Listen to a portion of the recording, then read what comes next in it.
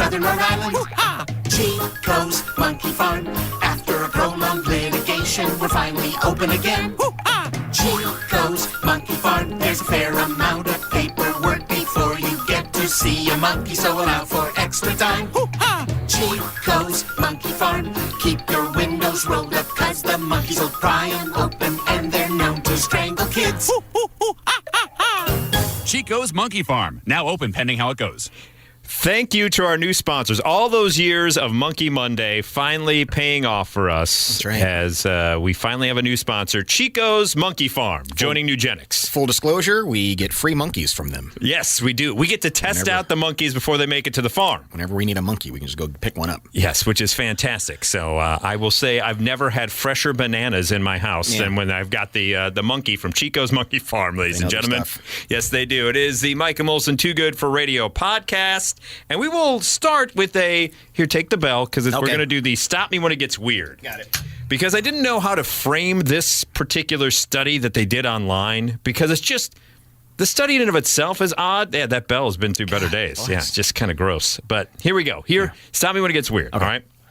So participants in this study completed a 2-part, 60-minute survey online, including questions, and then viewing a 10-minute-long video of people engaging in sexual activity. So you answer questions, then 10 minutes of porn comes your way. Because this, of course, you're going to I thought you said sexual activity. Yeah. Okay. Well, wasn't that porn or just... Well, I mean, it could be other things, I guess. What you call that. Yeah. Results show... Now, here's what happened. Results showed that people are more likely to report being willing to have sex with a robot while experience higher levels of sexual arousal. After viewing the explicit video, participants endorsed being more likely to have an intimate relationship, befriend, and have sex with a robot. There was no significant difference regarding their likelihood to love a robot pre- and post-video. Okay, I got a question, though. Yes. It says people are more likely, or is it 23-year-old men are more likely? Well, that's the thing, right? The whole pardon the pun, gist of this particular survey, it said compared to women, men reported higher levels of willingness in regard to having sex with robots and engaging in an intimate relationship with a robot, both pre- and post-viewing the sexually explicit video, but there was no significant gender differences in likeliness of falling in love with or being friends with a robot. Yeah. So after being shown 10 minutes of people doing it, guys are like, I'd put it in a robot. Right, and I think that's, there is that certain age of, I don't care what, who... if it's a person, if it's a device, if it's a cow walking by, I mean, they just go for anything. Did they give them Nugenics before watching the video? Probably so. But what were they expecting to happen? Right? If you were to just, without making someone go online, answer 60 minutes of questions, watch 10 minutes of sexual activity. Yeah, all cranked up. If you just would go up to random folks, men and women, and say, hey, would you be more willing to have a sex with a robot? I guarantee the results would be the same thing, that men would be more willing to do so. Now listen, I don't have a girl in the next room, but there is a robot that's willing to do anything you want. Fine. I'll do it. Open the door. I will do it. Let's get going. Why would you have to waste people's time? What was the point of this study? So what did we learn from this? Just that. I mean, there is that. It is fascinating. It's weird that this technology obviously exists, and these sex robots are becoming more and more lifelike and realistic. And you do start to go, is this going to be a thing? But I want to know. Was it market research? Were they trying to figure out if it's a viable product? What were they trying to find out? I think that's probably what it was probably research from the sex robot industry of, hey, maybe if I can get you charged up and then say, by the way, to your point, you're saying behind this door, you can go ahead and let out some aggression with the robot we have back here. The robot will never say no. No, exactly. So there you go. But to me, they do these surveys sometimes where we know what the results are going to be already. And then they make it like groundbreaking, like, here's the results. Can you believe it? Yeah, that's the result I thought would be. That men would be more dumb and be like, yeah, I'm all charged up. I'm a robot, be damned. I'm going to do it. Are they going to use these stats like they do in a toothpaste commercial and say 9 out of 10 men surveyed would screw this robot? Wouldn't you? Wouldn't you? Don't be the weirdo that wouldn't. I wouldn't. Well, except for you, sir. Yeah, except for that weirdo I over want there. nothing to do with that. I think that's weird. Ew. You're weird, sir, for not wanting to do the sexy robot. After we showed you 10 minutes, I hope going into that, it wasn't like just out of nowhere, you click on the thing and like you're taking the questions, okay, boom, 10 minutes of that, and then question. Did they have a control group of just people watching CNBC just to see? I hope so. You would have to. Yeah, I think you'd have to, right? Yes, you would have to. What were the questions leading up to it?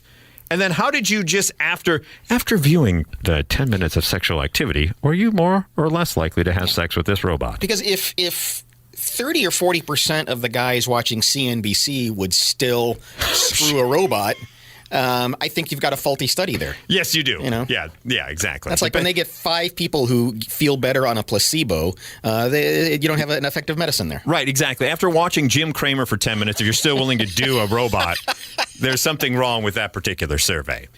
Moving on, there may be something wrong with this particular individual. Okay. He's got an interesting way of trying to meet women and an interesting fetish about women as well. All right, this comes to us from Dear Prudy. It starts, Dear Prudy, although I myself do not smoke, I have a real fetish for women who smoke. I try to always carry cigarettes with me just in case someone, preferably an attractive female, is looking for one. If not, do you want to start? Yeah, well, this plan worked. A single woman bummed a few cigarettes from me, and now something is developing. Maybe just a friendship, but I'm hoping for more. When she realizes that I don't smoke, however, she'll wonder why I keep cigarettes. Yeah. Would there be any good way to answer this question without scaring her off? So she does smoke. Right. He that kinda turns carries him on. cigarettes around Right. just to hopefully one day find an attractive woman who smokes, because that's his kink. Yeah. And now he's found that woman that he hopes to start something with. But if he goes out on a date and she's like, man, I need to smoke. And he's like, I don't. He's like, I'm afraid I'm going to scare her off. Right. Were you ever in a situation where a woman walks up to you and says, do you happen to have a cigarette? And you wished you did? I'm trying to think of that. I think that's happened to me where it's like, oh, man, even if I had a lighter, I'd be in a good shape right now. But Yeah. I got nothing for you. There was a rare time back in the day where I did like socially smoke. Right. Which was a weird thing to say. Like, I'm a social drinker, but I was a social smoker. Yeah. Because I had a couple of friends that did it, and just like, okay, I didn't want to be left at the table in the bar by myself when they had to go outside to smoke. So Yeah, I'm that's like, a prop. I get it. Yeah, exactly. But I never carried them around hoping that there is a situation to arise. So back to this guy's question, Yes. though. How does he say to her, I'm not a smoker? Or how does he explain the cigarettes? Without scaring her off. Mm-hmm. That would be a difficult thing to explain of like, no, I actually don't smoke. I just carry these in case a attractive woman like yourself were to ask me for a cigarette, and I have them on hand. See, and her biggest concern then would have to be because, sometimes the kink just doesn't satisfy anymore, and you need more. What more do I have to do? He's like going to walk home with a pack of cigarettes and say, I want you to smoke all of these right now. Instead, he's going to have a carton down his pants. Oh my like, God. Tell me you have lung cancer. Oh, my God, yeah. that's so hot. Yeah, wheeze while it's happening. Wheeze while it's happening. Scream emphysema right Do now. COPD. Yeah. COPD. Here's what Prudy had to say in response. This is oddly charming in a weird way. It's not a very wholesome habit, obviously, but you don't need me to remind you that smoking isn't healthy. It isn't at all. Better to quit. Everyone who's still at it, please quit at once. But in the meanwhile, it doesn't sound as if you leap across the path of good-looking women to stuff cigarettes in their mouth, which is all to the good. You simply lurk around bar entrances and roped-off smoking sections in the hopes that someone attractive will approach you. Hey, want a cigarette? What do you do while you're waiting to be asked for a smoke? Do you pull a cigarette out and pantomime lighting it? Do you pretend to text someone? What are you going to do when everyone is vaping and analog cigarettes are obsolete? You have two options as I see it, both with this particular woman and with other babely furnaces in the future. Well, three. You could quit handing out cigarettes to attractive women, which has to be, at the very least, expensive, to say nothing of the dangers of constant secondhand smoke. This is, I think, your best choice. But if you insist on doling out cigarettes to the women who catch your eye, we're back to two choices. If she asks you about it, and she may not, perhaps she is very self-absorbed, you can gently lie and say that you keep an occasional pack on you to be social, or that you've just decided to quit. Call it an eccentric, oddly chivalric affection. She might find that plausible, but she might not. That's a lot to try to keep straight, isn't it? I mean, if this is your kink, if we're using the clinical definition of a fetish, correct, which is I need this thing in order to get off. I can't. Right, yeah, in order to find this has to happen in order for it to be here. There's one thing. It's a difference between I find that kind of hot and sexy, right, versus this. I need this to exist in order for me to be satisfied. Yeah. So. And if the second one is the case, if he needs it, he's got to come clean and say, I need you to be a smoker. Otherwise. It seems like he needs it, right? Mm-hmm. Because if it's just something that you find hot, right, do you actively go out and buy the cigarettes to then supply and kind of hang around and hope? Right. Like if you just find that hot, it's like if you find blondes hotter than brunettes, you don't walk around with bleach in your, hair bleach in your thing going, waiting to be like, you need to dye your hair blonde? Like that's where it goes to the next level. So God, I wish you had mesothelioma right now. Right. So that's where this guy's at, I think. I think it's the second, right? Wrap you in asbestos and do you like nobody's business. Oh, man, if you were to smell like menthol more, I would never find you more attractive than if you were a pack of Cools. Drink this glass of water from Flint. Yeah.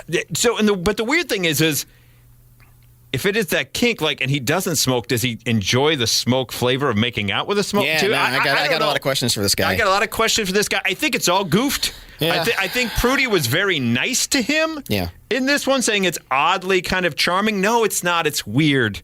It's super weird, and he just needs to stop with all of it. Yeah, and I couldn't take Prudy's job because I would just respond, get a therapist. I don't know what I don't know what to do with you. You're messed up. Yes, you are. And stop hanging around the AA meetings in town as well. Next up on the Mike and Molson Too Good for Radio podcast, instead of walking around with a pack of cigarettes and your weird kink, maybe try out one of these worst pickup lines ever as heard by bartenders.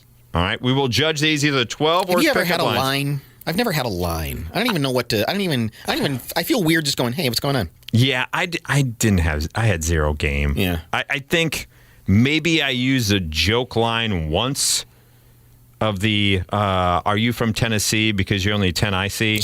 Jesus Christ. I think I used that joke. I think I used it as a joke once, and it was. Listen to you. It was just a joke, though. No. Oh, yeah. No, I was using it as a joking fashion. You pointed to the fence and said, watch this. I'm going to knock this one out of the park. Oh, I never had that kind of confidence, Johnny. The fact that I even walked over to the girl, I think it was more of a bet of like, hey, I'm going to use this terrible pickup line and watch me flame out, and then I get a drink from somebody. So we have bartenders who are observing this happening every day, and here are the worst ones they've heard. Yes. Here's one. The first one says, perhaps the worst pickup line I've ever heard was when some guy said with an air of absurd self-confidence, quote, hey, baby, why don't you come back to my place and we can check out the health foods? The woman and I cut each other a look that was priceless, says the bartender. Is that a pickup line even? I don't know what that is. I don't know where that's going. Check out the health foods. That's weird. All right, here's a guy that goes up to a woman, you know what the world needs? Girl says, what's that? More half Syrian, half Mexican babies. She was Mexican, he was Syrian. Wow-wee. That's a little forward. Good Lord, man. That's pretty awful right there. Moving on. Once again, 12 worst pickup lines ever heard by bartenders. Hey, I'm interested in you. Let's, maybe we can go fool around a little bit. But to say, let's procreate, I think is moving a little too fast. A guy wearing a camo shirt, jeans, Timberland boots, and a Bud Light baseball hat while holding a Bud Light was talking to a cute blonde girl at the bar. She asks, so what do you do in life? His response, I hunt, I drink, and I F. He pauses, takes a sip, looks at her and says, but tonight I'm not hunting. Oh, my God. Is that a thing that people like? It's actually a thing that someone did. Did he look in the mirror like De Niro and say that before he went out that night? How do you come? Yeah, how in the moment do you? I've never had that I guess that is supreme self-confidence that I have never experienced in my life. I mean, there are guys. Even as a joke, right? Even if someone were to give me $1 million, say, go to a random woman at a bar in this awful outfit, and when she asks, what do you do? Say, I hunt, I drink, and I F. and then take a sip and go, and I'm not hunting tonight. No, I'd say keep your $1 million. Yes, I couldn't do that. Yeah. There'd be no way. I couldn't do that either. Yeah. Here's another terrible pickup line that a bartender overheard. One time I watched this very, very drunk older man approach a woman at my bar and ask her flat out, "Are you on the pill?" Oh, She was taken aback, but told him no. He told her, "Good, because I want to put a baby in you." Oh, God. What is going on with these people? These are awful. Here's another one. This one's kind of genius, but also not a really good way to start a relationship, possibly. Guy came into a bar clearly looking distraught. He seemed to be looking around for someone, and his eyes landed on a pretty brunette woman who didn't seem to recognize him. He approached her out of breath and told her, "Excuse me, miss, could you please help me look for my dog? I just left him tied up outside and I have no idea where he is."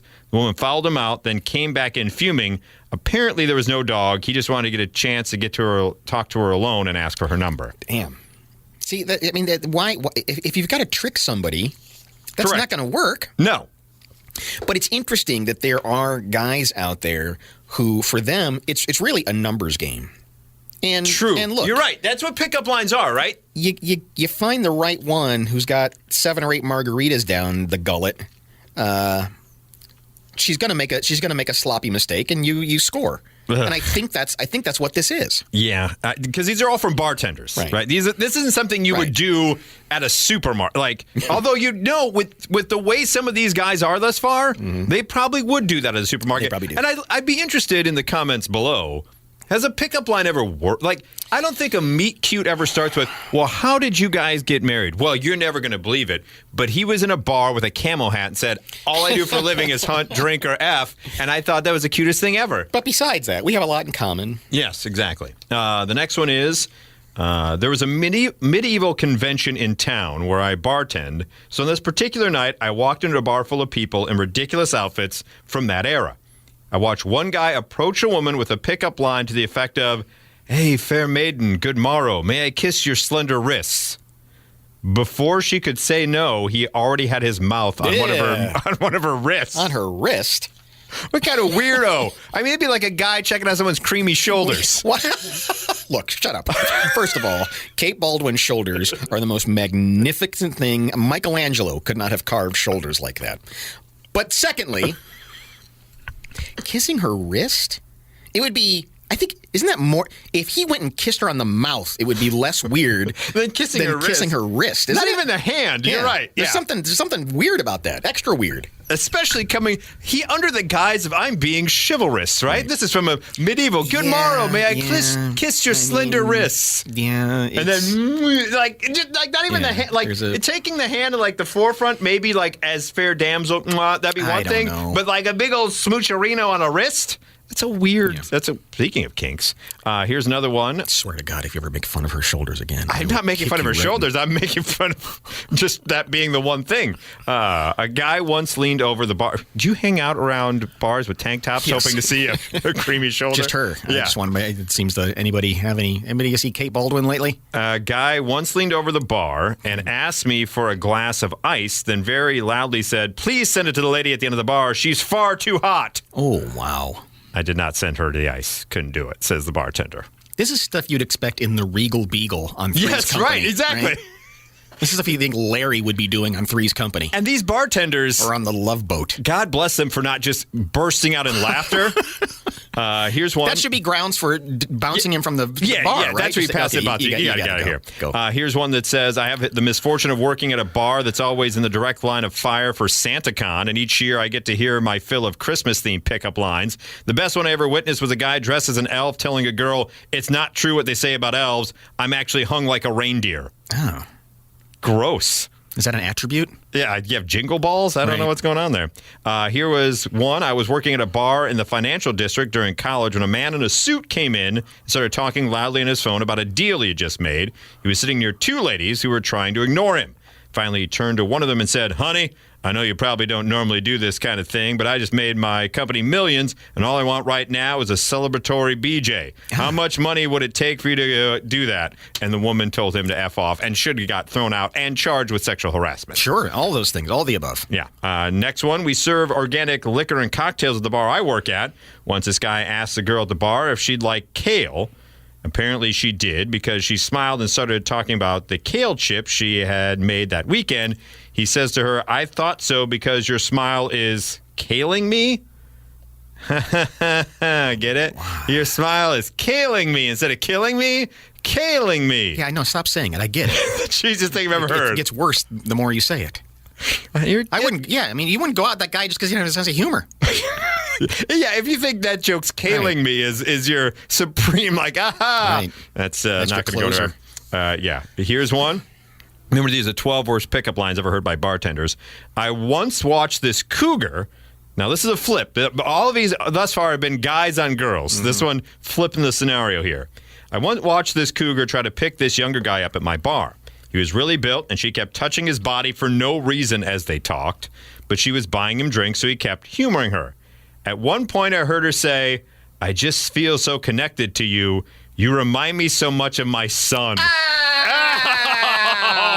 Oh, God. Oh. Out of all we've talked about thus far in this weird episode of the Mike Vo's Too Good for Radio podcast, that's the weirdest and grossest. Yeah, and he grabbed her and did that World War II Times Square kiss. Bent her over. No. Yeah. That seems like a Family Guy cutaway right there. Finally, the last one. "A seemingly normal gentleman walked up to a girl at the bar and asked to borrow her phone. She asked why, and he said, 'I need to call my mom and let her know I've met her future daughter-in-law.' Oof.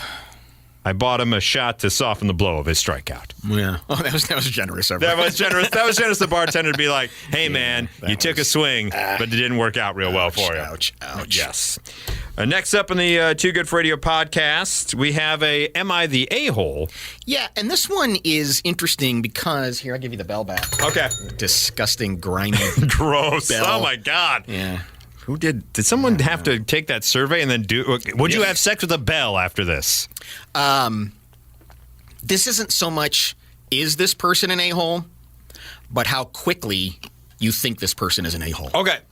But is there a hidden context? We've had this kind of once before where you would immediately think, I think even last week, the guy who caught the puck and wouldn't give it to a kid, you thought immediately a-hole, right. But he had a kid at home. Give it to me. This person is asking if she still needs, if she's wrong, that she no longer wants to call her mom anymore. Okay. She wants to call her by her first name. I don't think that's ever acceptable. But tell me how quickly you think she might be an a-hole. All right. I'm already kind of there, considering she wanted to do this. Yeah, you're halfway there already. Yeah. "My birth giver, Jody, had me at..." That's exactly when I checked out, too. Yeah, and if you start "my birth giver," unless it's an estranged mother that was terrible and left you when you're 3 and now has come back into your life, then you can maybe have birth giver. But what did Jody do that was so bad? "My birth giver, Jody, had me at 19. And there was some trauma related to my birth. I was the result of a fling, and apparently the birth was really hard. Parentheses, I was delivered via C-section." It's not that unusual. That happens. Did Jody stick around? Jody had postpartum depression until I was 4. We lived with my grandparents, and Grandma did most of my care from what I remember, which is obviously limited to what I've been told. Jody worked 2 jobs because my grandparents wanted rent plus child care. Jody always worked more than she cared for me. Don't get me wrong, she gave me everything. I can't even recall ever being told no. We did days out at the cinema or whatever we do. We'd go away on holidays, but she never felt like my mom, more like a friend. Okay. What's so terrible? I met Bruce when I was 10, and his mom said I could call her mom, which I've been doing. And I stopped calling Jody mom since I was 13, so that's 17 years now, or 7 years now. I recently found out I'm pregnant, so Jody messaged me saying, can I call her mom again around the baby, but said I'd given how long it's been since I've ever called her mom. It just feels wrong. She said it's whatever, and she'd just be glad to have me. But her husband ripped into me, saying she's devastated. And I'm like, yeah, she sacrificed a lot. I'm thankful, but she had to. She got pregnant, and once again, she wasn't the one who would read stories to me. or go to my school plays. Because she was working 2 jobs to give you stuff. She was more like a friend than my mom. I messaged Jody saying I didn't need the stress during my pregnancy. Stress of what? Jody just wants you to call mom around the grandkid. And anyway, she has my brother to call her mom anyway. That's not a thing. You can't pass the buck. Be like, hey, one of these kids calls you mom, Jody. Be happy with it. Husband is actually on my mom's side, and some friends think I'm the a-hole. Yeah, because you are. I think I just can't control my feelings. And she had 7 years to say something anyway. Wow. But yeah, as many of these as I've read on Reddit, never within the first 5 words. My birth giver, Jody, had me at night. It's like, okay, you are. Did you ever attempt to call your parents anything but? I mean, no. Like I said, I get it if it's a traumatic thing and they left you or whatever and they're just coming back in your life and you never really knew them. But Jody seemed to at least be around. Like maybe Jody wasn't in charge of the day-to-day because she was working 2 jobs and doing everything else. But it doesn't seem like Jody abused this girl in any way. No, it sounds like it was tough circumstances. She did whatever she could. I mean, even by this dumb girl's own admission, she did whatever she could. Right. Which was what it was. And I don't think I'm not a parent, never going to be. Maybe you can speak to this more because you are a parent, but you don't have a kid hoping just one of them calls you dad. Right? You don't the one didn't work out, so I'm going to have another one. Hopefully this one sticks to mom and dad. Even parents who, these crazy hippie parents who decide, hey, we're just going to let our kids call us by our first names because it's like, shut up. There's got to be some sort of hierarchy, right? I can't even imagine in a world, and my parents, God bless them, both are gone, but I can't imagine at any age that I would call up, my dad would answer, and I would say, hey, Steve, what's going on? Right. No. He would immediately go, pardon me? How did you refer to your wife's parents? Was that ever discussed? Boy, that's still, it's still hard for me. Like I always said Mr. and Mrs. Yeah.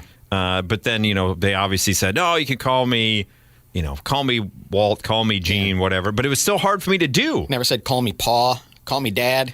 That's kind of come to the forefront more that I can if I'd like at this point because my parents are gone. Right. But it's still it still seems awkward. Yeah, it took a long time for me even to call them by the first name. Yeah, I mean, it's hard for me to call my wife's dad by his first name. I still Mr. Schultz. I know what you mean. Yeah, it's just odd. But yeah, never in a million years would I have called my dad parent, and be like, yeah, I'm golfing today. Who you golfing with? Well, I'm golfing with Wayne and Pat and Steve. Steve? Yeah, my dad, Steve. Call him Steve Areno. And Steve. Even school teachers to this day. Oh, is that? When you see him outside of after, and you realize how not far in age they were from you, you suddenly realize oh man, they were like 8 years older than me or something. Yeah. They seemed like they were, grown-ups or something. But still to this day, it's like, hello, Mr. Shaheen, how you doing? Yeah, that's always odd when you see them out and about. The minute I graduated college, Mr. Kennedy was one of my teachers. He was a theater teacher and he taught in the communications department. And I graduated, and I took some of the graduation money to a riverboat casino in the Quad Cities, and I ran into Mr. Kennedy, and I'm like, Mr. Kennedy, what are you doing? He's like, you're no longer a student. Call me Mike. It just seemed weird. No, not gonna happen. It just seemed weird to me. You're right. Yeah. So that lady was definitely an a-hole. Yeah. And speaking of a-holes, we'll end with this particular woman who tried to murder somebody. This is in an interesting way. Yeah. There's an interesting twist in here. Murder's pretty common. I mean, if we talked about every murder, gosh. Yeah, right. Yeah, exactly. It's got to be something really pops out for us to cover it here. You'd never have time to listen to Joe Rogan if we went on and on about that. Well, plus there's other podcasts that are all about murders, and we don't want to take away from them. A jury has convicted Victoria Nasyarova of attempted murder, assault, and other charges. District Attorney announced her sentence this week, nearly 7 years after this incident. A ruthless and calculating con artist is going to prison for a long time, trying to murder her way to personal profit and gain, said the District Attorney. Thankfully, the victim survived. How'd she try to off somebody? The New York Post reports that the judge delivered her sentence an extremely dangerous. She said an extremely dangerous and diabolical scheme. Was she trying to murder another woman or a man? She bought a cheesecake. Okay. And took it over to her beautician's house, Olga. The two were close in age. By the way, what kind of cuts does Olga do? Do you think? If you go to your beautician, Olga, Olga's specifically just doing old women's hair, right? I think so. Yeah, you end up looking like Ben Franklin or something. Exactly. Just go, she puts on a babushka on you before you walk out. The prosecutors say she poisoned her friend in order to steal her identity. It turns out that Nasyarova and Olga, very similar in age. Sounds like I'm sorry. It sounds like a 70s tennis duo, doesn't it? Right. They were undefeated in women's doubles. Nasyarova and Olga. They are both close in age and apparently looked like each other. Okay, a little doppelganger situation. Both had right? dark hair, same complexion, and other physical similar traits. Additionally, they were both Russian speakers. Nasyarova ate 2 pieces of cheesecake and offered the third over to Olga. Olga felt sick and went to lie down. She was violently vomiting, floating in and out of consciousness, terrified there was something seriously wrong with her. Olga said the last thing she remembered before passing out was seeing Nasyarova walking around her room. The next day, a friend of Olga discovered her unconscious in bed with pills scattered around her body as if she'd attempted to kill herself. Oh, a framing. Okay. Federal law enforcement agents tested the cheesecake. Like this is what they went through. Can you imagine CSI shows up on the scene? You better test this cheesecake. The results have come back. She had laced a slice of cheesecake with a deadly drug so that she could steal her unsuspecting victim's most valuable possession, her identity. Holy poop. She wanted to be a beautician like Olga? This was not the first time Nasyarova had brushed with law or even poison. She's accused of killing her friend, Alla Alsenko, after stealing her life savings in Russia in 2014. Yikes! The following year, Interpol issued a red notice for Nasyarova, a request for law enforcement to locate and arrest her. Private investigator. How'd she kill the first person? Cupcakes?